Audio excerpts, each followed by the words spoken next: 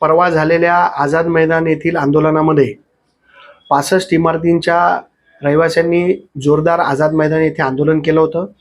या आंदोलनाला सरकारमधले उद्योग मंत्री उदय सामंत यांनी भेट दिली होती आणि त्यांनी तिथे आश्वासन दिलं होतं की उद्या विधान भवनामध्ये याच संदर्भात यूडी डिपार्टमेंटचे मुख्य सचिव असीम गुप्ता यांच्यासोबत एक बैठक आयोजित करण्यात येईल।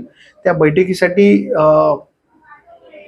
मी स्वतः त्याचबरोबर या इमारतीतील काही रहिवासी त्याचबरोबर आमचे शिवसेनेचे पदाधिकारी आम्ही सर्व उपस्थित होतो। या मीटिंगमध्ये काही चांगले निर्णय घेण्यात आले।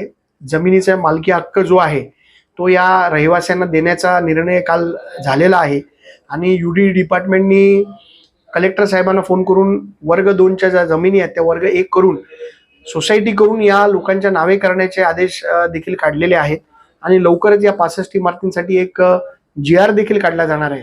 ज्या ज्या इमारती आरक्षणाच्या भूखंडांवर केल्या त्या आरक्षणांमध्ये काही शिथिलता देता येईल का याच्यासाठी देखील निर्णय झालेला आहे आणि या सोसायटी कोर्टामध्ये इंटरव्हीन करून थोडा अधिकचा वेळ कोर्टाकडनं मागून या सोसायट्या लीगल करण्यासाठी आमचा प्रयत्न आहे आणि सरकारकडनं योग्य ते आश्वासन आम्हाला मिळालेलं आहे। येत्या काळामध्ये या 65 इमारतीच्या लोकांना पूर्णपणे दिलासा मिळेल अशी आशा आम्हाला आहे।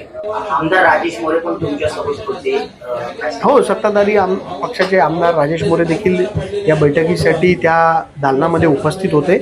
त्याचबरोबर अभिनव गोयल जे KDMCचे कमिशनर आहेत, तहसीलदार सचिन शेजळ हे देखील सर्व उपस्थित होते आणि या सर्वांच्या उपस्थितीमध्ये हा निर्णय झालेला आहे। आणि याच्यात अजून एक मुख्य निर्णय जो झाला की या सोसायटीच्या लोकांकडनं कन्व्हेन्स डीड आणि सोसायटी बनवण्यासाठी अजूनही पैसे मागितले जात आहेत। तर जो कोणी पैसे मागेल